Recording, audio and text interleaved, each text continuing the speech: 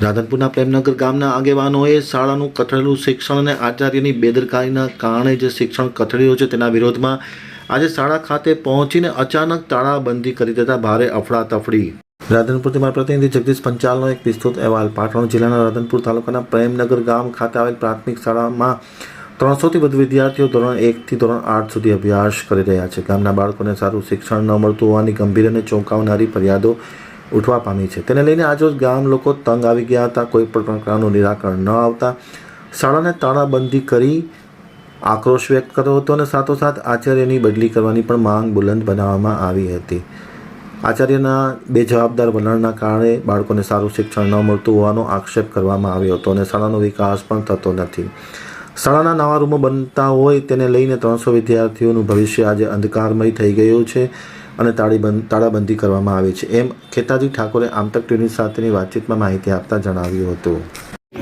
આજે અમે પ્રેમનગર શાળામાં શિક્ષણ બાળકોને સારું ના મળવાના કારણે અમે આજે બધે ગ્રામજનોએ સાથે મળી અને નિર્ણય કર્યો કે તાળાબંધી જ્યાં સુધી આનો નિર્ણય નહીં આવે ત્યાં સુધી અમે તાળાબંધી બંધ રાખીશું અને શિક્ષણ પ્રેમનગર ખાતે કથળેલું છે અને કોઈ વિકાસ નથી। શાળાઓના ઓરડાનું છોકરા ઠંડીના કારણે ખૂબ બીમાર થાય છે। આ ગામની કોઈ પરિસ્થિતિ કથળ છે, શાળાનું કોઈ સારું શિક્ષણ નથી।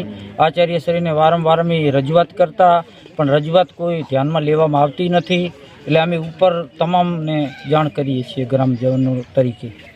તાળાબંધી કે કારણ શું છે? હું આ ગામનો પ્રેમનગર ગામનો યુવાન છું, શિક્ષિત યુવાન, અને મારા ગામમાં આચાર્ય બેન વારંવાર ધમકીઓ આપે છે, અંદર શાળામાં કોઈ આવવું નહીં, આવી બધી, અને અમારા શિક્ષણના પ્રશ્નો છે। પ્રવાસમાં નથી કોઈ ગોઠવતા કાંઈ, પછી શાળા આખી મેદાન 7-8 વર્ષથી પડી છે, કોઈ ધ્યાન આપતું નથી।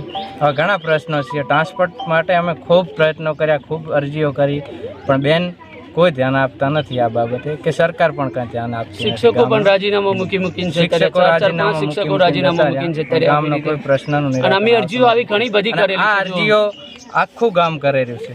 આખું ગામ આ બધા યુવાનો ભેગા જ છે કે આમાં અમે રાજી છીએ, કેમ કે કોઈ નિરાકરણ આવતું નથી, શિક્ષણ વધતું નથી। આજ સુધી ગામનો કોઈ યુવાન કે કોઈ વ્યક્તિ સરકારી નોકરીમાં નથી ગયો। યુવાન છું, શિક્ષિત યુવાન હોવાના નાતે મેં બહુ વખત બેનને રજૂઆતો કરી છે કે 8 થી 9 વર્ષથી આ સ્કૂલના ઓરડાઓ પાડી નાખવામાં આવ્યા છે, અને બેનને બહુ રજૂઆતો કરી, બેને આજ દિવસ સુધી સાંભળ્યું નથી। પછી 3 કિલોમીટરથી બાળકો ચાલતા આવે છે, ગવર્મેન્ટનો નિયમ છે કે 3 કિલોમીટર દૂરથી બાળક ચાલતું આવે એને ટ્રાન્સપોર્ટ સ્ટેશનની સુવિધા ગવર્મેન્ટે કરેલી છે। બહુ વખત કીધું, બેન એ પણ નથી કરતા। 8 થી 9 વર્ષથી સ્કૂલની અંદર કોઈ પણ પ્રવાસનું આયોજન નથી થયું કે કોઈ પણ સાંસ્કૃતિક કાર્યક્રમો કરવામાં નથી આવ્યા, અને ક્યારે કોઈ વાલી બેનને રજૂઆતો કરવામાં જાય તો ખોટી ધમકીઓ આપીને એમને જેલમાં ફસાઈ નાખવાની બેન ધમકીઓ આપે છે। આવું બહુ વખત કીધું, પણ બેન આજ દિવસ સુધી આ પ્રશ્નનું કોઈ નિરાકરણ આવતું નથી। શું માંગ શું છે તમારી? અમારું માંગ એ જ છે કે જ્યાં સુધી આ પ્રશ્નનું સોલ્યુશન નહીં થાય ત્યાં સુધી તાળાબંધી અમે કરી છે, એ તાળું ખુલવાના નથી। એ ચાહે કોઈ પણ થઈ જાય, ચાહે બેને અમારે જેલમાં પૂરા હોય કે ચાહે જે પણ અમારે કરવું પડે, એ બધી હદ સુધી અમે જે પણ કરવું પડે એના માટે તૈયાર છે।